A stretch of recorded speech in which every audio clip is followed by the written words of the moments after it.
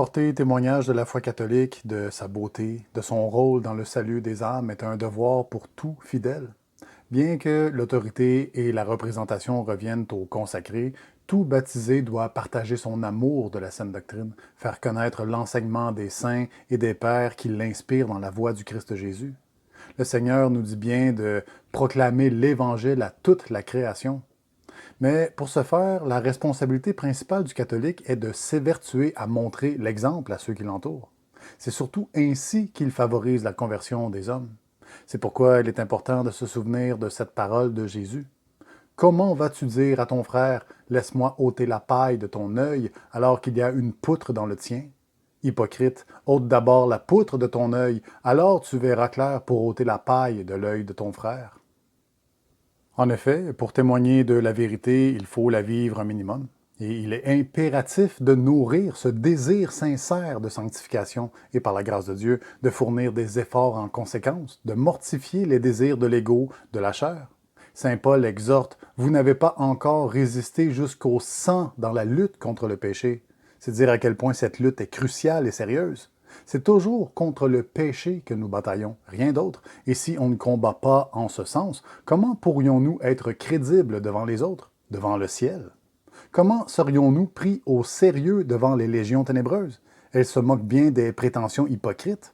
Le Maître disait à juste titre, « Si votre justice ne surpasse pas celle des scribes et des pharisiens, vous n'entrerez pas dans le royaume des cieux. » En relation avec ce dernier verset, on peut dire aujourd'hui, si votre pratique ne vous conduit pas dans la vertu, du moins davantage que pourrait le faire, par exemple, la philosophie contemporaine, la psychologie moderne, c'est qu'elle est vaine et superficielle. Saint Jacques le dit clairement, hein? Comme le corps sans l'âme est mort, de même, la foi sans les œuvres est morte. C'est très en vogue de nos jours, hein, les psychothérapies, le développement personnel, le coaching de vie. Beaucoup se disent très épanouis dans toutes ces choses. Hein.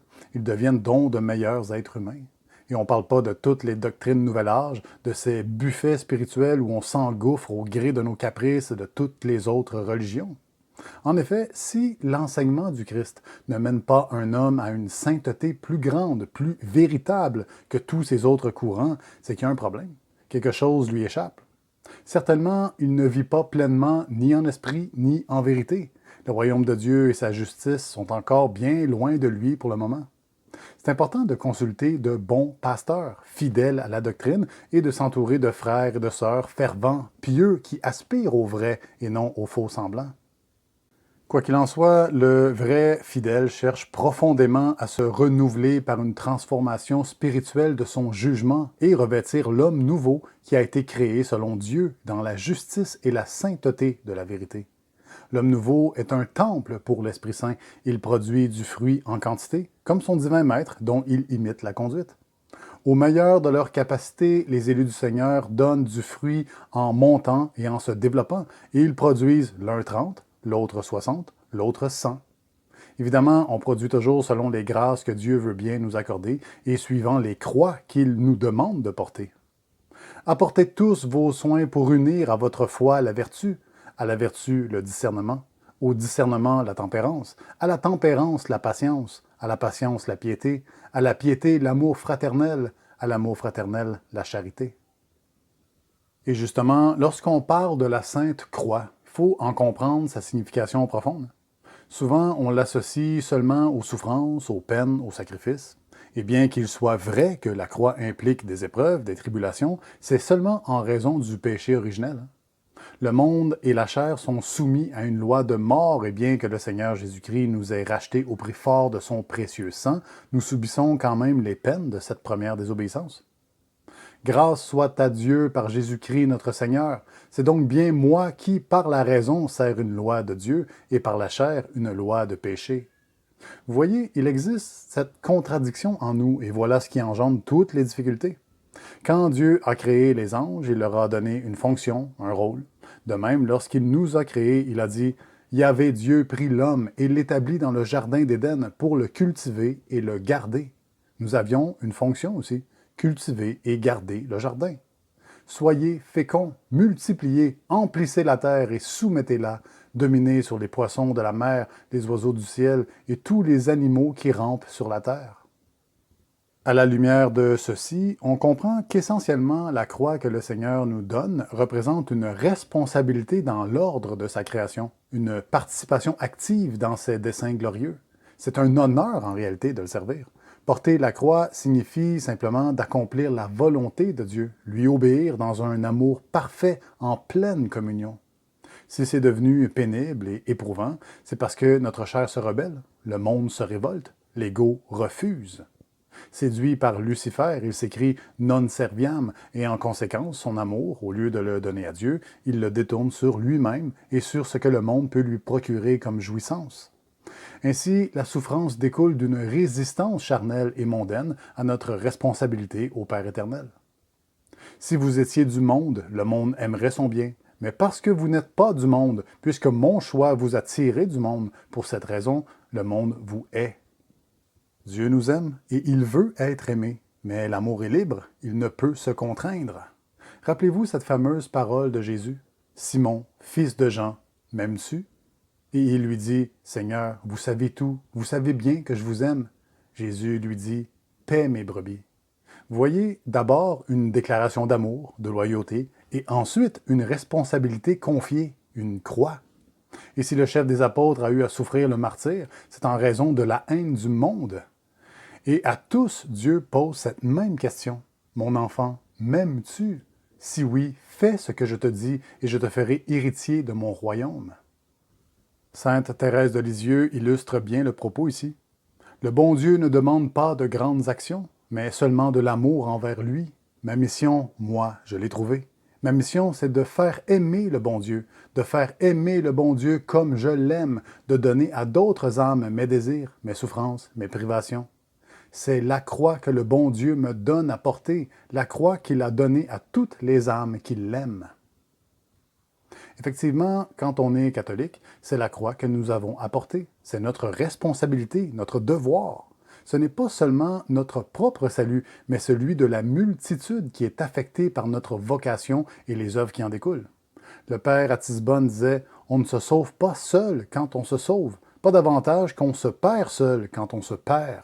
Les âmes s'enchaînent les unes aux autres. » Si l'homme fournit des efforts dans le renoncement de son ego, qu'il demande au Seigneur de l'aider, par la grâce, il se liera dans l'Esprit Saint avec tous ses frères et sœurs qui en font de même, et le corps de l'Église se renforcera.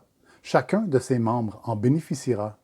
Mais si l'homme se centre sur lui-même, qu'il se laisse diriger par ses instincts, ses passions, qu'il accorde une grande importance autant à lui-même qu'à ses opinions personnelles, il se lie avec bien d'autres esprits malins qui habitent les espaces célestes. Et il le fait en liaison avec tous les hommes qui agissent de même. C'est comme ça que la puissance du malin s'accroît dans le monde. Ainsi, suivant l'esprit auquel on s'unit, notre influence spirituelle sera salutaire ou pernicieuse pour le prochain. Évidemment, on ne peut pas blâmer les autres ni accuser le diable pour justifier nos mauvais choix, mais disons qu'on peut soit aider, soit nuire aux autres. Le catholique véritable vit dans le corps mystique du Christ et se lie à son Esprit Saint. Que la paix du Christ règne dans vos cœurs, tel est bien le terme de l'appel qui vous a rassemblés en un même corps. Dans l'Esprit Saint, nous sommes un, mais en dehors de lui ne règne que confusion et division. Toutes ces notions nous conduisent à comprendre plus profondément le sens de la parole que nous avons vue au départ. Ôte d'abord la poutre de ton œil, et alors tu verras clair pour ôter la paille de l'œil de ton frère. La poutre, c'est l'ego, avec tout ce qui est relatif à la chair. Voilà ce qui empêche l'homme de voir, voilà ce qui éclipse le soleil de vérité. Vous devez saisir que ce n'est pas en sermonnant les autres qu'on défend l'Église et qu'on favorise les conversions. Et c'est encore moins en faisant mal paraître des gens qu'on rend gloire à Dieu et à son Église. Mais c'est uniquement lorsqu'on se sanctifie par Jésus-Christ qu'on y arrive vraiment.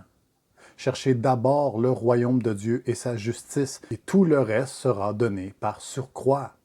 Si vous viviez, par exemple, cloîtré dans un monastère au fin fond de nulle part, votre influence spirituelle sur les hommes serait nettement plus forte que si vous tentiez de les convaincre en parole. Ce principe s'applique parfaitement pour cette minable chaîne YouTube. Sa portée est très insignifiante. La majorité des gens n'en ont rien à faire de son contenu. Même vous, vous écoutez, mais vous êtes déjà converti. C'est bien pourquoi chaque homme fait davantage pour l'Église par la prière, le jeûne, la pénitence et les mortifications. dans la simplicité, dans le secret. D'où la parole « Pour toi, quand tu fais l'aumône, que ta main gauche ignore ce que fait ta main droite, afin que ton aumône soit secrète, et ton Père, qui voit dans le secret, te le rendra. » Un homme qui prétendait défendre la vraie foi m'a déjà dit un jour « Tout ce que je veux, c'est sauver des âmes. » Mais en vérité, personne n'a le pouvoir de faire une telle chose. Tout ce qui revient à l'homme, c'est de mourir à lui-même, voilà tout. Et encore là, il n'arrive jamais au renoncement sans la grâce. C'est dire à quel point il est faible.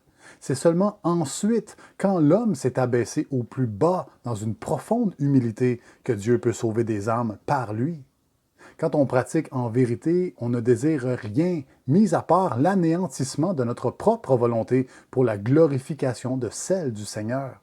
Dieu sait infiniment mieux que ses créatures comment sauver des âmes. L'homme est si souvent d'un tel orgueil. « Je suis le chemin, la vérité et la vie. Nul ne vient au Père que par moi, disait Jésus. » La vérité, c'est de dire avec saint Paul, « Ce n'est plus moi qui vis, mais le Christ en moi. » Ceux qui renouvelleront l'Église vivront dans cet esprit, autrement ce seront des imposteurs, des menteurs. Et là, ces derniers séduiront bien des âmes.